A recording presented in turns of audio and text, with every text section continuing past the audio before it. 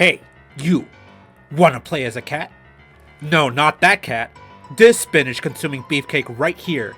We all love a muscular figure, and if you don't, well, you do now. It's KinnikuNeko, the cat that powers up by wearing a very sexy speedo. Now, before I get into this review, understand that this game was launched a bit earlier than anticipated due to the devs' health. So, I will get into some minor gripes and missing features and all that, but I really hope you take that into account. Alright, let's pose and let's go.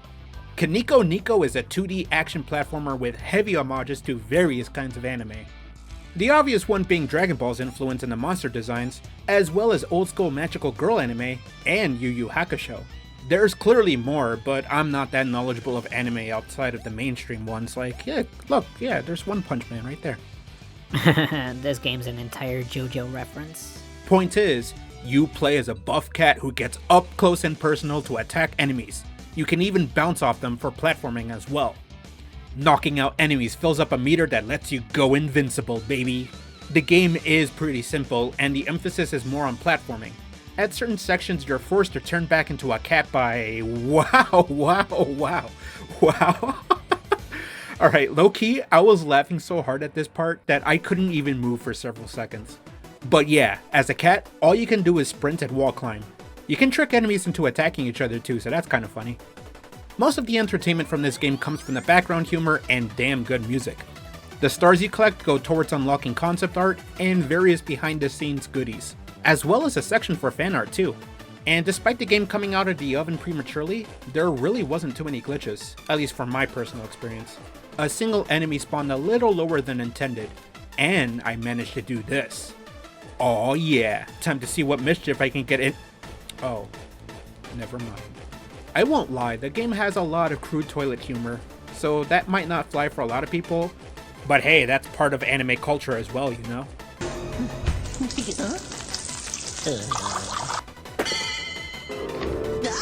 And the stages are nice and diverse as you go across cities, laboratories, beaches, and even the arcade.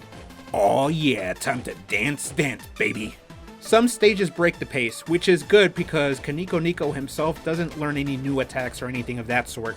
There are 7 gyms throughout the game though, but you gotta find them all in a specific order. Each time you do find one, your attack power increases. Ultimately, all these gyms are not needed, it just makes Meowscles over here stronger. I also appreciate that the level select shows if it has a gym or not, and you can leave the stage early as soon as it's completed so it will still count. The game's strength is its story. It's just a cute self-contained anime story about a couple of kids trying to fend off an alien invasion with their buff cat. The main character is Lemon, a ditzy blonde who can't get anything right. He's not a weirdo! He's a regular boy! Hey, you! She's talking about KinnikuNeko! Huh? Oh, yeah. Of course. And Kaita, a sniveling coward trying to get back to his hometown. I don't know what you're talking about, miss, but I don't want to die! Calm down, Keita. I'll admit it, I really didn't like Kaita at first because I don't really like the literal sniveling cowards that scream at anything. Are you kidding me? But the story does gradually ramp up and get better, and by the end I grew to like him. And while there is a twist near the end, it's increasingly obvious, but there's plenty of context clues, and there's some more subtle hints as well when you replay the game, which I really appreciated actually. There are a few other characters in the story too, like this villainous trio that's trying to capture Lemon. And their designs are...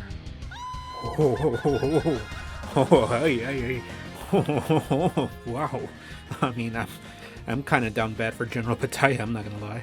Also, by the end, I found out that the nerdy Kaita character here is voiced by Amy Smith of Freedom Planet fame. Also, if I had a nickel for every game I reviewed so far with Amy Smith. Anyways, the quality of the story cutscenes fluctuates too. Sometimes the cutscene is just a PNG wobbling to and fro like a YouTuber getting angry. And then you get these highly polished anime cutscenes that rock. Like, these are a treat for the eyes, and the game opens up with an amazing intro as well. I'd love to get into more details, but that gets into spoiler territory, so I'll contain myself for now, in case you guys want to support the dev in their time of need and buy a copy for yourself.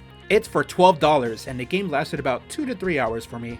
The game is quick, casual fun. There's no live systems, there's multiple checkpoints, Dying doesn't reset switches or anything like that, so you never lose too much progress. And I can see myself playing it a couple more times to get all the bonus collectibles, maybe after a few updates. And I say that because, well, yeah, the game does have its faults for leaving early. Like this auto-scrolling stage was a bit merciless in its lack of checkpoints. I also almost missed this platform that I needed to jump on, since it blends in with the background a bit too well. I thought another ship was coming or something, and I almost missed it a second time, to be honest. Some segments can use a bit of clarity too, since there's a lot going on in the background and foreground. There's just too many enemy attacks blending in with the funny NPCs. Also, these moldings need to be a bit more obvious, or apparent, or whatever the proper word is. Their spikes are just too easy to miss.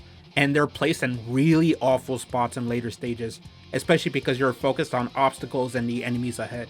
The boss fights can use some more fine tuning as well. They're not that bad, but they're a bit slow and jank with the hitboxes, and sometimes there's too much on the screen so damage feels unavoidable. Emphasis on feels, because that might be just a personal skill issue. I'm not insecure enough to admit it. The final boss was a spectacle, but it was annoying with the timing of fleeting platforms and such. And during the penultimate climb, you get attacked by homing spears. Okay, we don't really need the additional hazard. Speaking of that, there was a very important story segment that was intermixed with hazards like lasers shooting in between dialogue. Couple that with CG art flashing on screen, and man, I just really hope that the dev updates the game in the future and removes these hazards during the story segments.